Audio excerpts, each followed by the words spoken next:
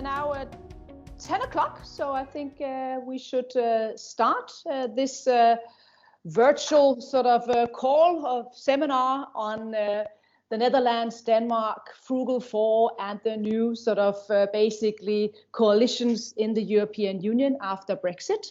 My name is Lykke Friis. I'm the director of the think tank EUROPA, sitting here in Copenhagen.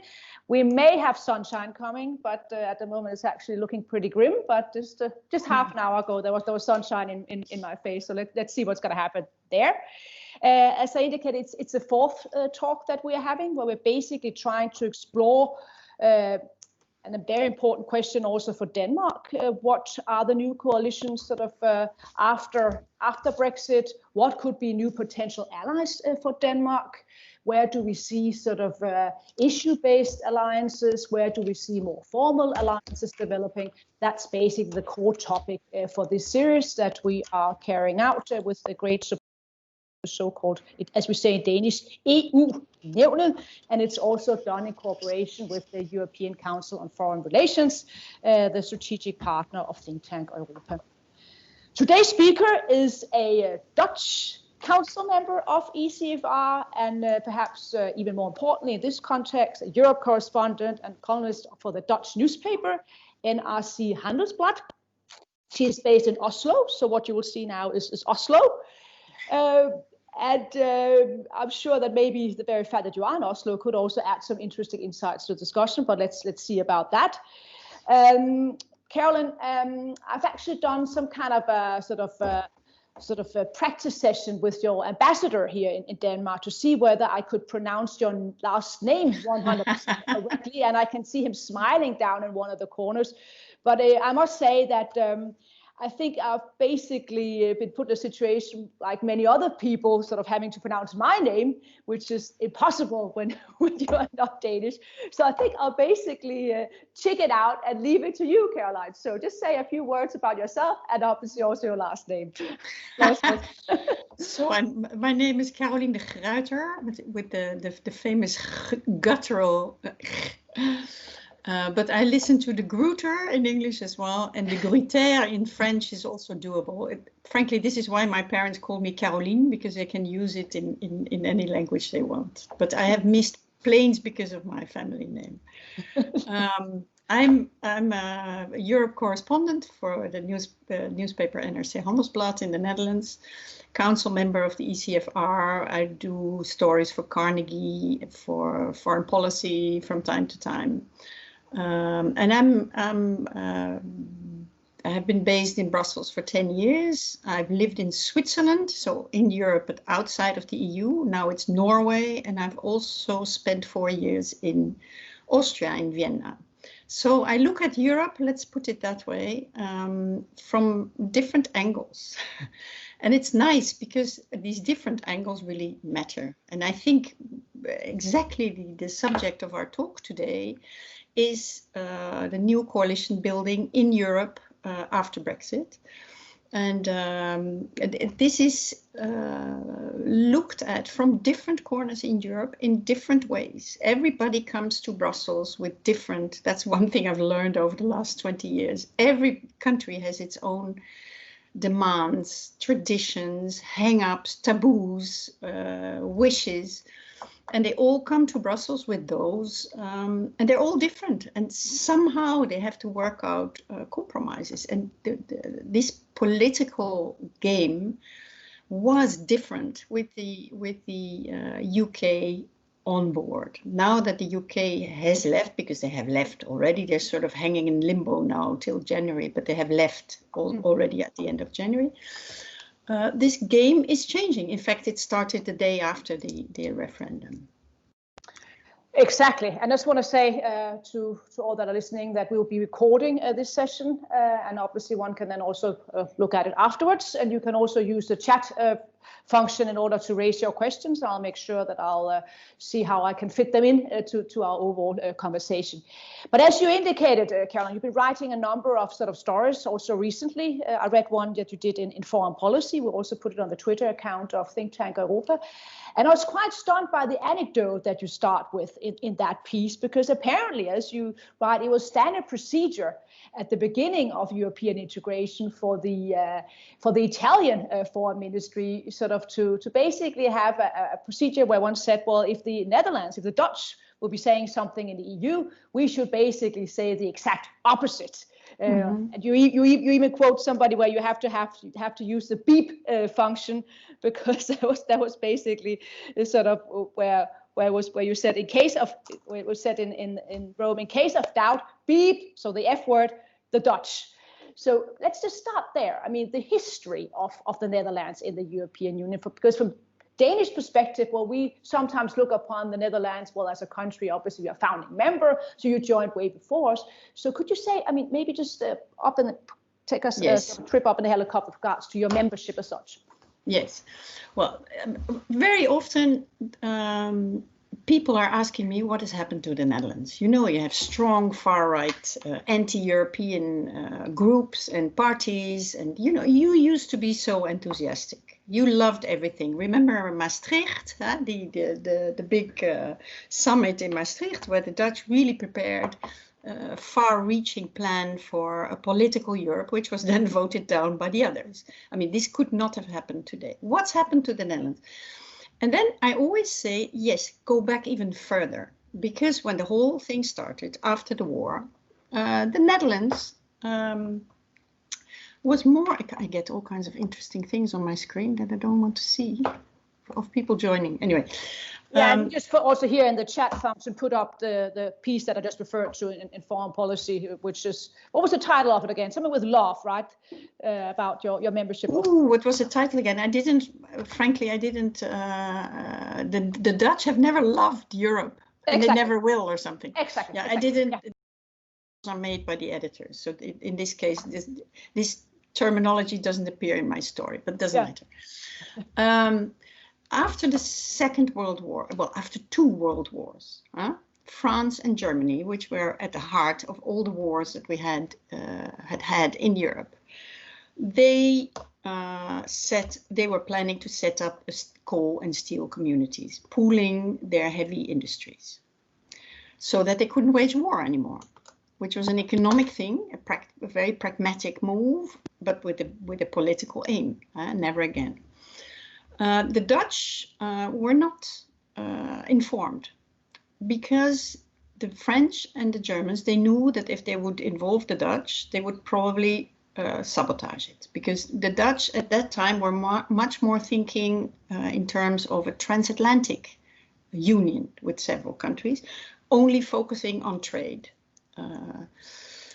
So the Dutch heard it on the radio, and they didn't like it.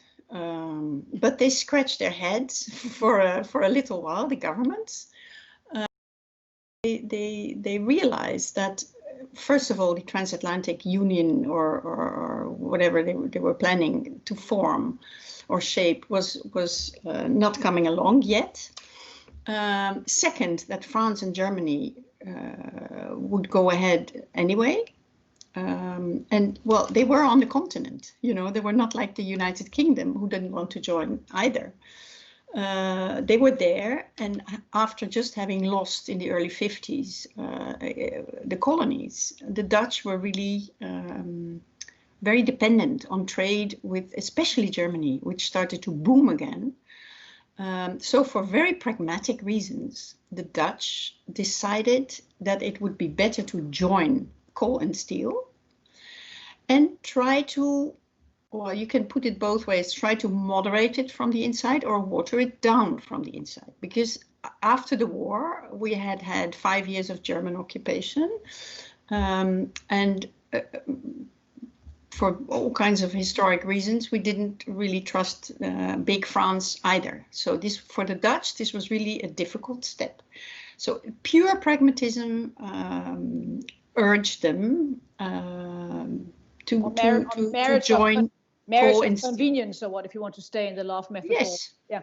Yes, it was very much a marriage of convenience, and I don't think they ever regretted it, because coal and steel, even if it didn't really work that well, there were other organizations in Europe at the time that worked much better. But coal and steel grew out, to the EU in the end that we have now. So yes, in the beginning, they were not very enthusiastic. This only came much later, if you want, when we managed, because it was really the Dutch who fought for it the hardest, when we managed to get the UK on board. This was one of the things that the Dutch immediately started doing, massage London so that they join in, because the Dutch hearts, and I'm sure then that you Danes recognize this. I think this is something that we have in common. We have a very, our heart beats in a very transatlantic way, transatlantic. So we wanted to have the UK on board. We were locked up in some kind of a continental marriage of convenience. Fine, but we could only be happy if Atlantis would join too. And this we managed finally to do in 1973 when Denmark also joined. I think from that moment on, the Dutch felt much more at ease in the European community, as it was called then. And this is the period that many people remember. We jumped into a common agricultural policy. Later on, we were among the front runners for monetary policy, for Schengen, many things actually. Yeah, and Maastricht, going back to Maastricht, where you had a different position that Denmark had, where Denmark obtained the 4 opt-outs. I mean, after the referendum. We jumped into everything, and only looking over our shoulder, we realized that the British and also the Danes, to a certain extent, had not followed. And this is, I think, when the skepticism started again. So basically, I mean, taking that as our starting point discussion, then Brexit must also have been a huge shock, you could say, from a Dutch perspective, obviously, because your history was so much then tied to the British, and actually joining the EU, that was sort of made you feel more comfortable, and then suddenly Britain leaves. What kind of impact has that had upon the strategy of Netherlands? Has there been more sort of maybe a strategy to have to search now for new allies and so before we actually get down into the topic of the frugal four, but the reaction from the Netherlands once Britain left? I think the Netherlands were devastated, maybe not entirely surprised. I think nobody did so much to try to keep the UK in the EU as the Dutch. But frankly, in the last couple of months before the referendum, what I hear from Dutch politicians and diplomats is that even when they tried to mediate, to act as a scout, which the Dutch often did, it didn't work. The UK had drifted away too far. But it was a huge shock, because very often, and I remember this from my first time in Brussels in the early 2000s, very often, not on every issue, but on market issues, for instance, if the Dutch wanted to push something in Brussels or to block something in Brussels, just a phone call to London would be enough, And if the UK would support us, then we needed a few other countries, smaller countries, to come along, and we had made our point. Well, this game, we call it even Londen bellen, phone London, yeah. We obviously, just after Brexit, we couldn't play that game any longer. And again, we didn't agree. But nobody was picking up the phone, so it didn't really matter, Yeah, well, they didn't care anymore. Yeah. So we had to. I think this is. We had somehow to come up with a policy, a strategy, to make sure that are rather central position in Europe, in the triangle, London, Paris, Berlin, we were always somewhere in the middle, playing or helping the big ones to play one against the other, Very comfortable, difficult to manage, but, sometimes very comfortable too, position. That we couldn't have this anymore. Somehow we had to be on the axis between Berlin and Paris. But at the same time, Paris and Berlin, because a very big country would leave, that made Germany and France also a little bit larger, a bit more dominant, relatively speaking. So the Dutch they understood immediately that the whole political ball game in Europe would change, and if they would not act quickly, it would be to their detriment. And this is when they started, you mentioned the Frugal Four, they started really to look at each issue, each theme coming up for the next couple of years, saying, how important is this for us? If it is very important, we have to fan out over the whole of Europe, since we can't phone London anymore. We need more partners in the future for everything we want or that we want to block. So suddenly you saw Dutch diplomats, but also people from ministries, all kinds of ministries, fan out over the whole of Europe. I spoke to a friend in Spain who says, again, there's a Dutch delegation now of the Ministry of the Economy in Madrid. We haven't seen these people in years. I was living in Austria at the time, and the same thing was happening there. You really felt like sort of a huge shot of adrenaline going through the whole Dutch system, just looking for allies.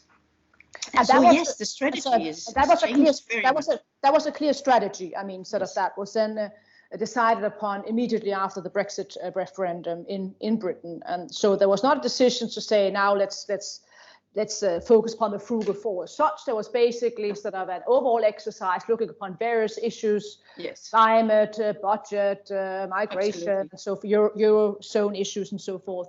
And on the basis of that, you then pursued your made your coalition map, so to speak. Is that the point? Yeah. Yes. Yeah. And there's, of course, it's moving all the time because everybody is now doing the same thing, basically. And you see all kinds of groupings come up in Europe. You see, we had the Frugal Four. There's the Hanse grouping, which is a bit wider, but also very Nordic.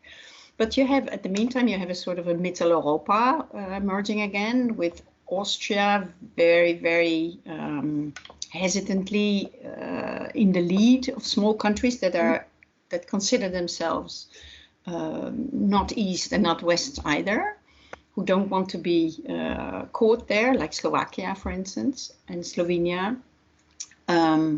You have the South all of a sudden, because the north of Europe, northern countries, are losing about 10% of their voting power, which is because of Brexit, which is a lot.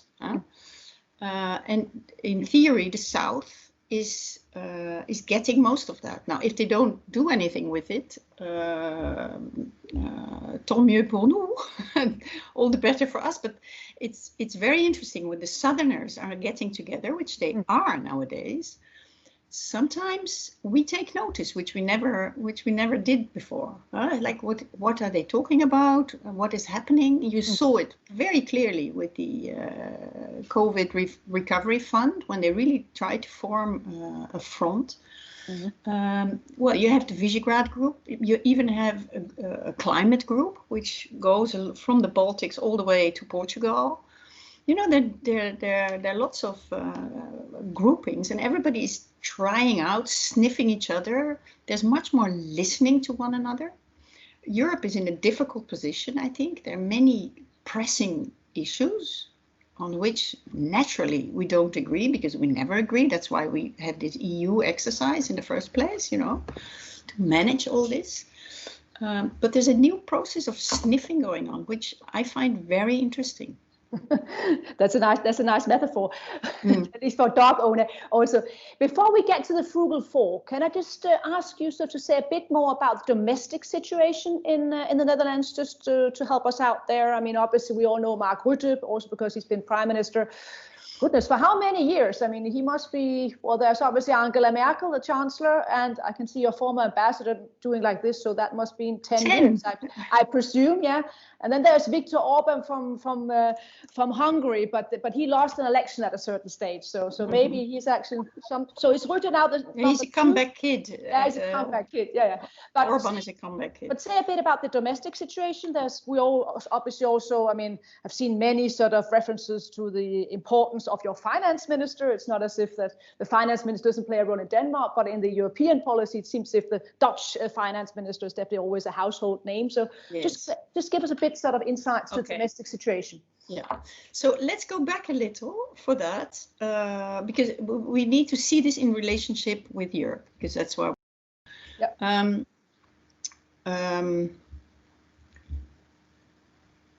The Dutch, why are the Dutch in Europe?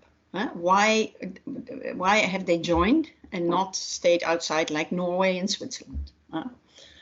For pragmatic reasons, not because we really, you know, chose to be there. So the Dutch, look, when there's a problem in Europe, Angela Merkel, the German chancellor, goes on television and says, for historic reasons, we really have to overcome this crisis altogether in Europe. You know her terminology. Everybody gets goosebumps because they all know what she means. This is the relationship between Germany, its history, and the European Union is just one straight line. Never again. For the Dutch, it's a little bit more complicated. Because we are there, because France and Germany are there. You see, that's why we joined, because we couldn't block it somehow. So our relationship with the EU, with Europe, is difficult to explain. So Dutch politicians have usually just talked about it as if it's just a market. It's good for Philips, it's good for Unilever when it was still completely Dutch, and for Dutch entrepreneurs, and you know, we make money out of this. This has always been the story. When I went to school in the 70s and the 80s, this was the story. You know, we didn't learn anything. We learned everything about lawmaking in the Netherlands, but never anything about the EU. And in many cases, it's still like that. When during the euro crisis, but this is very dangerous, because when you have a euro crisis and the future of the eurozone is insecure, when there's an economic crisis and companies get a hit and we all you know, unemployment goes up and so on, people immediately say, well, wait a minute. We are in the EU because we earn good money there. So if we don't, let's do away with the EU. It's a very, you know, just this one economic track it seems, has always been the main reasoning in the Netherlands that Dutch politicians have used to explain why we're there. And why we have to join the euro, even if the Italians have different fiscal priorities than we do, etc. And this is, of course, many politicians, they know that the story is more complicated. And they also know nowadays with Trump in power in Washington and his ferocious rivalry with the Chinese, with Russia becoming very assertive, not to say aggressive, Turkey now, the same thing. Many people know, of course, that the real story of Europe is very political. But it is never said in politics. And one of the reasons I think that we have a long and rather strong Eurosceptic tradition, both manifesting itself in opposition parties like the PVV, like We have a new one, Forum for Democracy, extremely harsh on Europe and on the South and so on. These parties are continuously pushing the politicians to explain again what we do in Europe. And for the politicians, this is one of the hardest things to do. It's a long story. I mean, I've been talking now for 5 minutes. I'm trying to answer your question. It is complicated in the Netherlands. And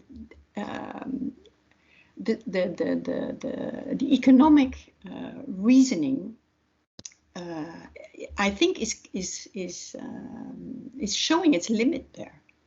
This explains. So we have a government now, Prime Minister Rutte, right-wing liberal, but classic right-wing liberal, is in the government, in the coalition government, with the Christian Democrats, with slightly left-leaning liberal D66, and a very small Christian party. For the Danish audience, the D66 is basically like the social liberals in Denmark, the Radikale Venstre, yeah, also yes. pro EU. Yeah. Yes, I believe so. Yep. Yes. Now, we have elections next year in March. Yeah. And during the campaigns, of course, politicians are trying to avoid there are always certain no-go areas that politicians try to avoid in election campaigns. One is the Middle East, and the other one is Europe. So at the moment, exactly at the time when you need a bit of a bigger story, I'm not saying positive or negative, but a little bit more context, political context to what Europe is, because everybody's discussing it, except the government almost. This is, but I don't think we can really expect it before March. But the coalition then also puts Mark Rutte in a position where if he wanted to have played a different role at the July European Council, that would not have been possible, I presume, that he would have been under a lot of pressure then, sort of if he had suddenly come home with a bigger sort of bill for Netherlands. Or how was the domestic situation there? I'm not so sure, actually. Okay. I think the problem for the Prime Minister is more his main opposition, which is to his right. And this is, of course, a phenomenon that you see in a country like Austria as well, where Chancellor Kurz, well, now the FPÖ has been decimated, but I guess it doesn't stay that way forever. It never does. Where the Prime Minister or Chancellor Kurz are both, I think, trying to sometimes borrow some of the themes of the far right, moderate them a little bit, and draw voters back to his party. And this is what Kurz has very successfully done. It's also what Rutte has successfully done, because I was just looking at the polls now, but his party has really since a year or so, it's really climbing in the polls. And yes, so his party is the main party with about 25%, which in the Dutch political context is a lot, because we have lots of parties, so the scene is totally fragmented.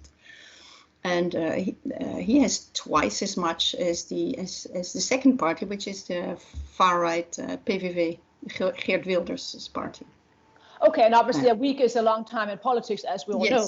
But we may then end up in a situation then in March, where then Mark Rutte will not in March, but then in the end of 2001, when Angela Merkel then leaves, because we know that she'll leave politics, then Mark Rutte may then be the Prime Minister who has sort of the longest sort of history within the European Council. That could obviously then also, put you in an even stronger position, because as we'll turn to in a moment also the European Council of Foreign Relations, and we'll put on the link also in the chat, has done this survey, Coalition Explorer, which has highlighted that the Netherlands is actually number 3 when one looks upon the country that is most contacted by other member states. So apparently something has, the strategy of the government has apparently worked, in a sense that you're definitely one of the countries that one sort of picks up the phone and then tries to phone Hague. But one should also remember, and we'll get back to that also at a certain stage here as a sneak preview, that you are then number 4 if one looks upon countries, again referring to the European Council of Foreign Relations Coalition Explorer, where people are most disappointed in a country. So that's also part of the overall picture. But let's now move to the frugal 4. Your metaphor there of countries sniffing sort of at each other and these various sort of formations of coalitions. How is the frugal 4 coalition perceived in the Netherlands by the government? Is that sort of one of the most important ones? Is that perceived as a coalition that is stable, that is not just directed towards the budget negotiations, but also towards other issues? Or what's actually there the role of the frugal 4 seen from the government's perspective? Well, I think everybody sees it as a successful strategy, because it is. We got the budget really down, the EU budget. And we also moderated, not changed, but moderated the Corona recovery package. So balance, yes, it has a lot of clout. At the same time, there's also a debate in The Hague, and that has been there from the start, because this coalition is very much a financial thing, and it's also a financial thing with countries like Denmark and Sweden that are not in the euro, that are not in the banking union, and are in general in the EU for different reasons, namely just for the market. And a few things more that come with that market. But while the Dutch, they are in the heart of European cooperation. They've been there from day one, even though it was, maybe a little bit contre cœur in the beginning. They've been there and they're participating in everything. We're in Schengen, we're in the euro, we're in the banking union, we're in everything. We're participating in everything. We're in the heart. So it's not in our interest. Some people in The Hague argue that to lock ourselves up with, sorry to say, but a fringe group, a fringe group in Europe that doesn't have its general, interest at heart. Is this good for us? No, some people say. But this is interesting, because at the same time, the Netherlands is getting much closer to France. If something goes wrong in Europe, or if the Dutch would love to have some kind of a top appointment in Brussels, and they don't get it, they miss it. We're like everybody else, we're good at it because there are not so many top jobs. So we always perceive, have the perception that, we missed again, although this is normal. But when this happens, we always blame the French. It's always the French who have plotted against us and who don't want this Dutchman or Dutch woman there. This is very much, it's the easy perception. Sometimes it's true, but often it's not true at all. So we didn't have a lot in common with France. We were a little bit lazy because we could always phone London. But now that London is gone, who are the new liberals, big liberals in Europe? It's Macron. He's more liberal than Merkel is. So on many trade issues, for instance, the screening of investments, the way we deal with Facebook and Google, the Dutch are now taking initiatives and going to France because they know what the French want to do when there's a problem: regulation immediately. And the Dutch, they don't like this so much. It's too protectionist. But the Dutch have also understood now that maybe pure free trade is not working anymore, because it makes us very vulnerable. So we need some kind of protection. So together with the French, we have power. So there's a lot going on in that field, which is very interesting. And I've written a lot about it because it's new. It is. So we have this and we have the Frugal Four at the same time, you see? Mm. So it is sometimes very contradictory, but it is also, and it will keep provoking debates in The Hague, I believe, and elsewhere maybe too. But it is also a manifestation of, you look at a theme. Is this important for us? We go and find allies. And if this is something that Denmark is not willing to do, or Germany is not willing to do, which are naturally a bit closer to us than the French, of course. Working with France takes more energy for us. It's more difficult, but it is rather rewarding at the moment. So we have these two things in parallel, or several things in parallel, of which the Frugal Four and new cooperation with France are telling examples. And they're sometimes almost mutually exclusive. But that's part of the new Europe, I think. Yeah, and you did Netherlands did a number of sort of common took a number of initiatives with France, right? I mean, as you also indicated, I mean, free trade, state aid, right? I mean, how you So that was rather interesting. So because that's not maybe the most sort of normal sort of coalition you would imagine, but you indicate there's definitely that was also part of strategic shift, you could say, in the Netherlands. And also trying to step into the shoes of the French. Yeah. Okay, we need France there. But the French, they always try to come up with a huge sweeping regulation. We don't want this. So why don't we go to Paris, under the radar, below the radar? We go there, we sniff each other out, there you have it again, and see if we can. Because if they come with regulation, they will not manage to get it through. Mm. So it's good for both of us. And so it's in a very early stage, yeah. So to use the old sort of term of European integration about variable geometry, it's actually variable geometry that you are pursuing here with regards to coalitions, not putting all your eggs in one basket. But if one looks upon sort of the budget negotiations during the summer holiday, the very long European Council meeting, as you indicate, there was some success by the Frugal Four. I mean, the budget was limited, and you also got a different balance in the recovery fund between, on the one hand, grants, and on the other hand, then loans. But what was this of the perception afterwards in the Netherlands? Because I was struck by following this negotiations for the 5 days, that if you look upon the media, the Netherlands and then also Austria got a lot of press. I mean, also sometimes negative from many other countries. They were sort of more or less of the villains. Mark Rutte, that was even before you also mentioned that in one of your articles, where that was also a Twitter thing that went viral, where Mark Rutte was speaking to, was it a truck driver, about sort of, will we now give more money to the Italians? And he said, no. And then he was called Mr. No afterwards. So how was that then afterwards perceived in the Netherlands? Was it perceived as a success, or was there also some worries that the Netherlands had a very high profile that could possibly then also lead to a situation where the Netherlands could lose out on other issues where it has interests?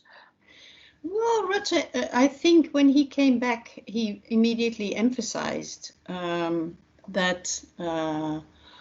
Well, that's what all leaders do when they come back home. They all say they've won, and this is also the beauty of Europe. Somehow, it makes sure that there are no winners and losers anymore. So he came home and he said that the Dutch contribution to the EU budget is not going up, something like that. So mission accomplished. And actually, there was a poll just afterwards. Showing that maybe about 10% of the Dutch public thought he had been too harsh on the budget, and too harsh on also Italy and Spain, countries which had really suffered much more from this Corona crisis than we had. So yes, I think But the discussion, if you look at the discussion also in the media before the famous summit in July, it was all about money. It always is, always these discussions. And you mentioned it before. The finance minister has a prominence in the Netherlands that no other finance minister in another country has. We count our beans. We are bean counters, which is all very well, but we don't make ourselves loved in Europe with that. So 10% of the population thought he had been too harsh, but the rest was actually either fine with it or thought he should have been even more militant. Yes. What you said about how the Frugal Four affected the outcome, it's interesting. They affected the outcome much in a financial sense. They brought all the numbers down, basically. The numbers, their own contribution, the budget itself.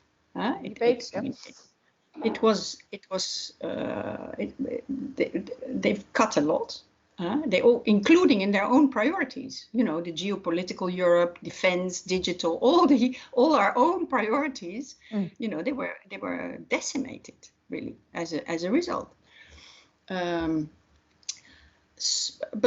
if you look at the content of the Corona Recovery Fund, not much has changed. That's the interesting thing. They brought numbers of loans. Of grants down. Look, Angela Merkel, if you really want to understand what this Corona fund is about, you have to watch Angela Merkel's speeches from the end of March.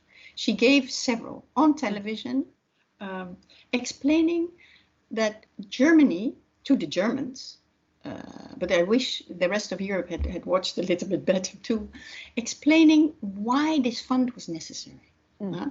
She said it's an internal market issue. Yeah. The Dutch should have loved this if they had known.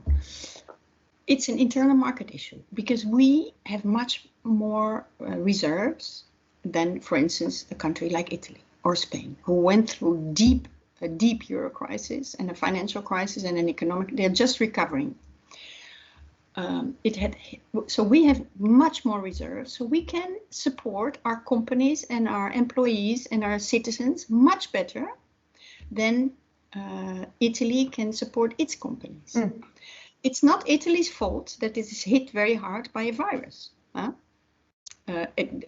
Especially the hardest hit region was the north of Italy, which is one of the richest regions in Europe. So Angela Merkel said, German companies end up with a much better position because they can have our support than Italian companies. This is going to completely destabilize the internal market, which is the basis of everything we have in Europe. Everything started with it and came from it. So we must do something about this. And this is why Merkel decided to give money to Italy. To give. But this argument was never really transported to other countries. I wrote about it, so maybe some people some of my readers have noticed. But I wish the Dutch politicians had used some of the same, because it's a basic thing. And in the Netherlands, the reaction was, as it usually is, and the same in Denmark. Well, we're not going to give money to the South, which is also understandable when you look at all the euro and financial problems we've had in the past 10 years. But they didn't tell the whole story. So but Merkel and Macron as well, they were very determined. They had the whole South behind them, and also part of the East. Remember, Viktor Orban was very happy because he could tap some of those funds as well. And there, I think the Frugal Four, they had to sign up to a deal. So nobody could do anything without their support. And this is how they managed to bring the numbers down. but on the basic character of the whole operation, they didn't manage a comma. So it is, yes, they had a lot of impact, but they created a lot of irritation as well, because it was only about the money. And now we were in at that stage, we were fighting a virus, and nobody wanted this kind of militancy into the European debate. I mean, it's of course it's the full right of the Frugal Four to come up with those arguments. And I think also that, for instance, they were very strong. To be fair, they were very strong on rule of law, conditionality. We don't want to give funds to countries where the rule of law is violated. And they asked for more checks and balances, which is also a good thing. So I'm not, but just if you want a quick sketch, this is why they were resented. And of course, the Dutch, being the biggest of the Frugal Four, they got most of the flack. Yeah. And I think this will cost them some sympathy.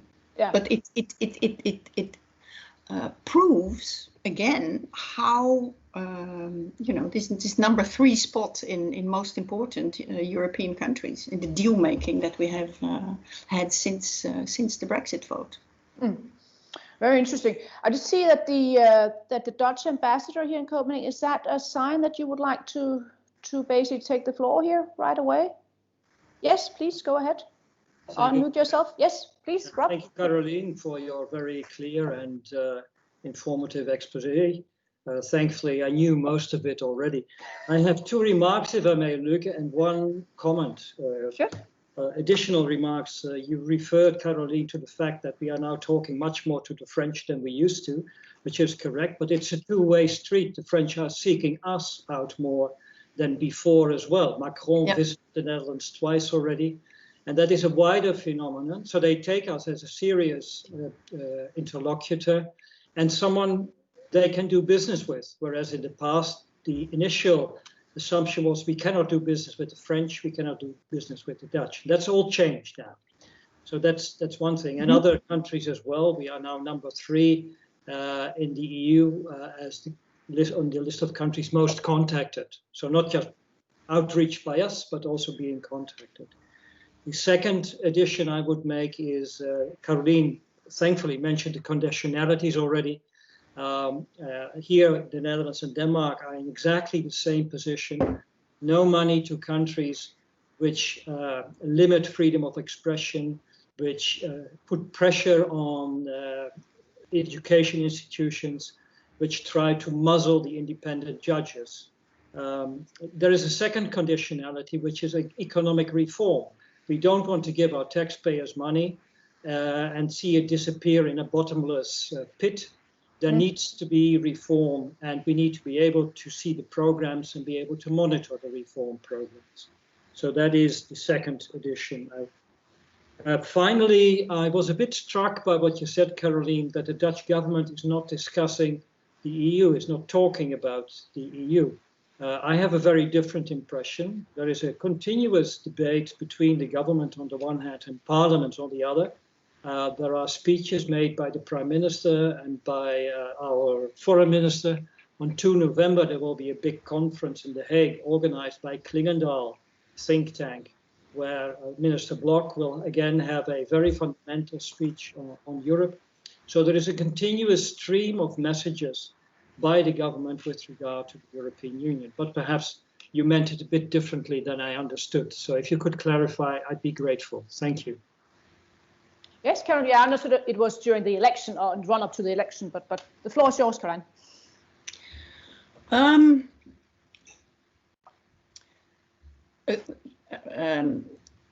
The Dutch politicians, Prime Minister Rutte, Minister Blok, they are talking a little bit more about Europe than their predecessors did, but not a lot. And I will just give one example. During the past 10 years, we've had many crises and severe crises.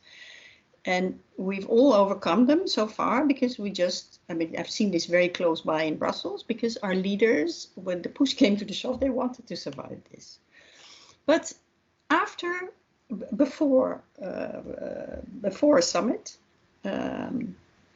many crisis summits that we've had in Brussels, the language that somebody like Angela Merkel uses on the issues at hand is just broader and wider and more political than what the Dutch leadership is using. For instance, when Angela Merkel came back from the July summit on the European budget for the next 7 years, which is a lot about, it's not just about money, it's about priorities.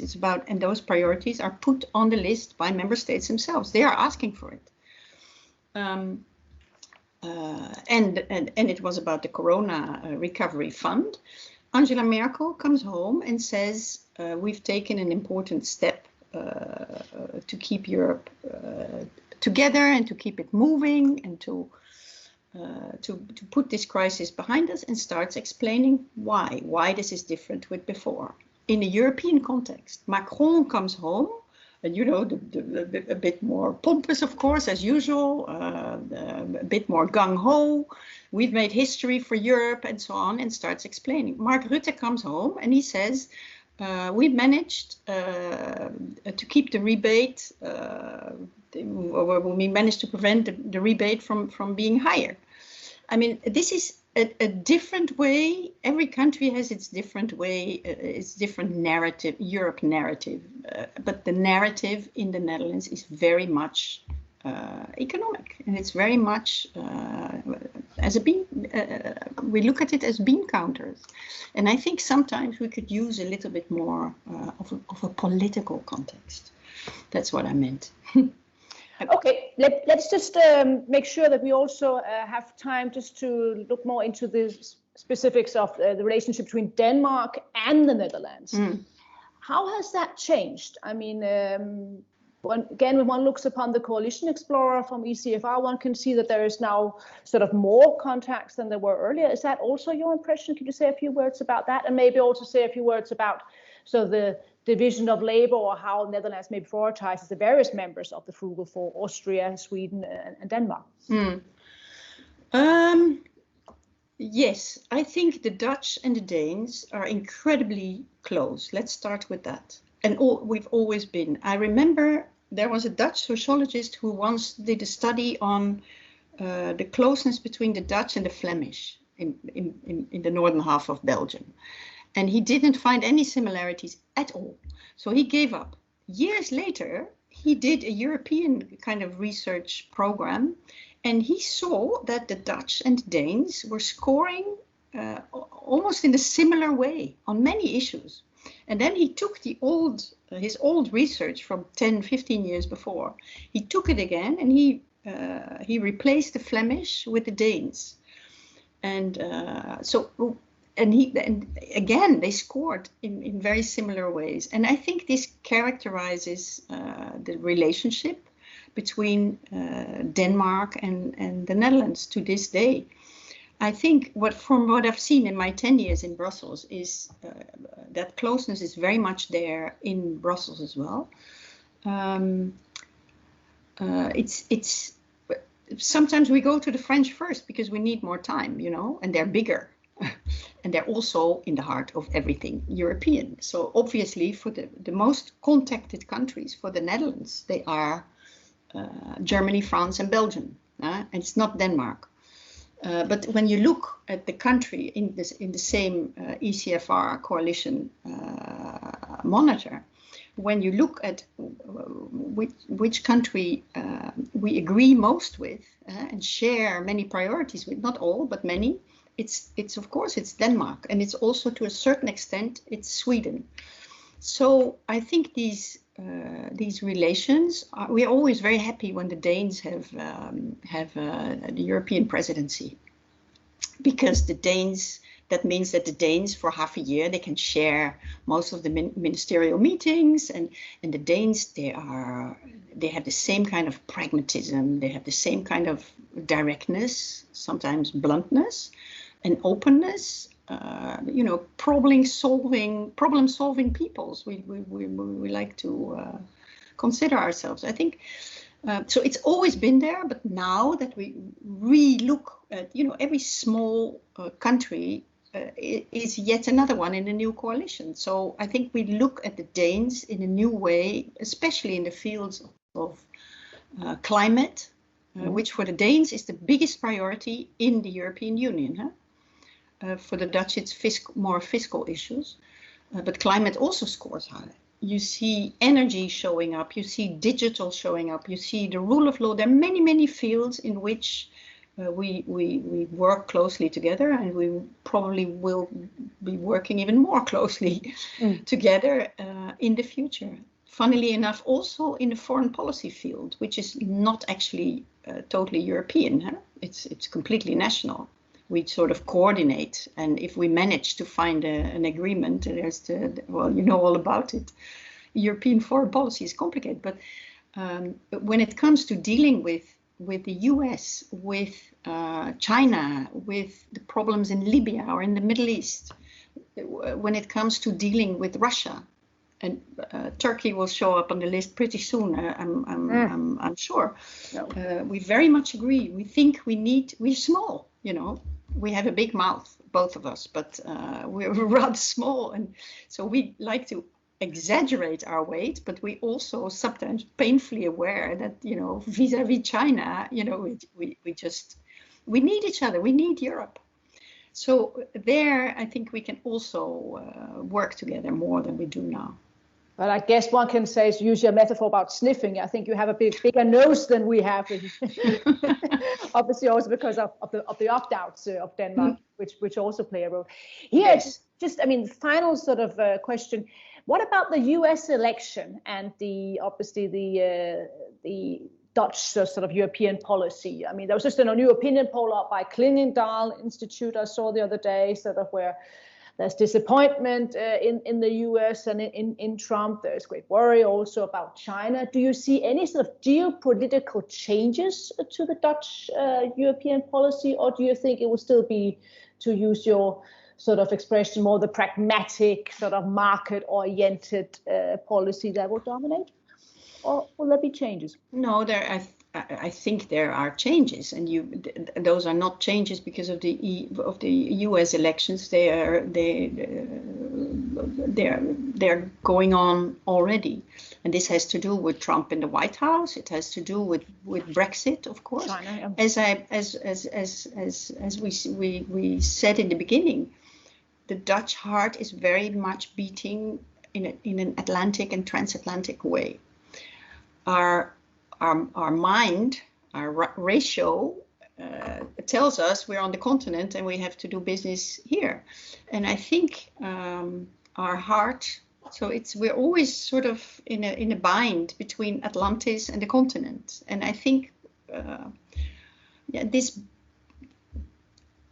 it's painful for the Dutch, as it is for the Danes, what is happening with the transatlantic relationship. And I think, you can read this pretty much everywhere.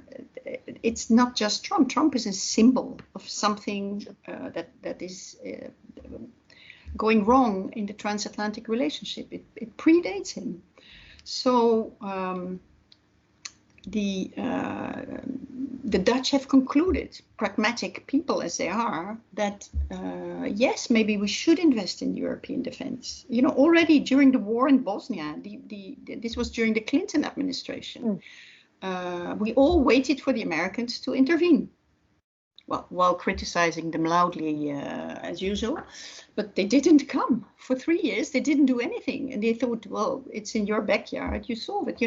It's during the war in Libya. It was a British-French enterprise. After 2 days, they couldn't continue any longer without American support, and reluctantly, President Obama provided assistance, but really reluctantly. So, we had the signs on the wall for a long time, and now Trump is just rubbing them all in.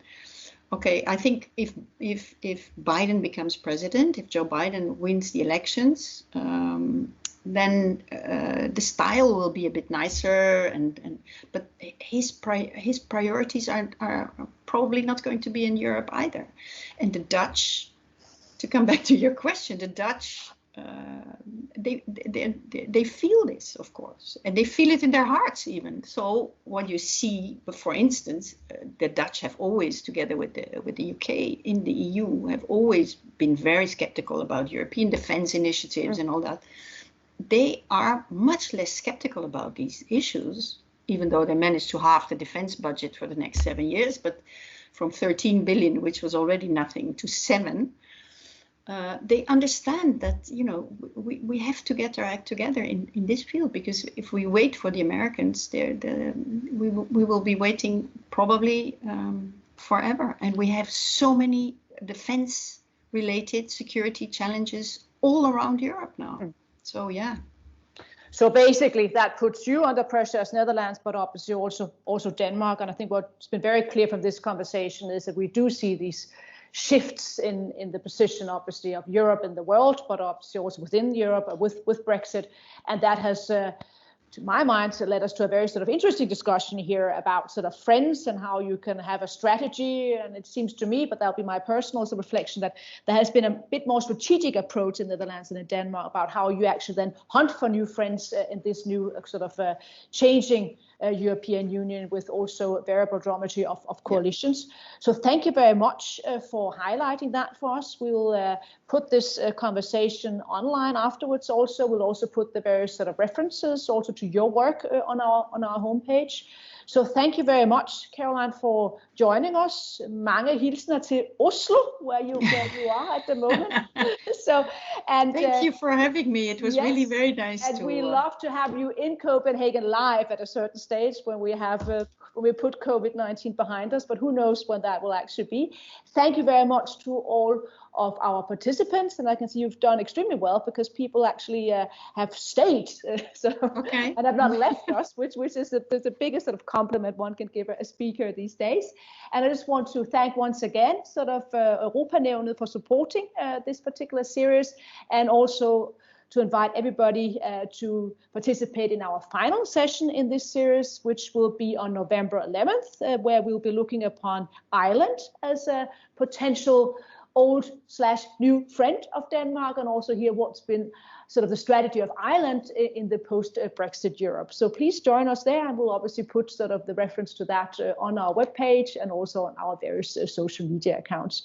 So Caroline, do you want to say a final farvel?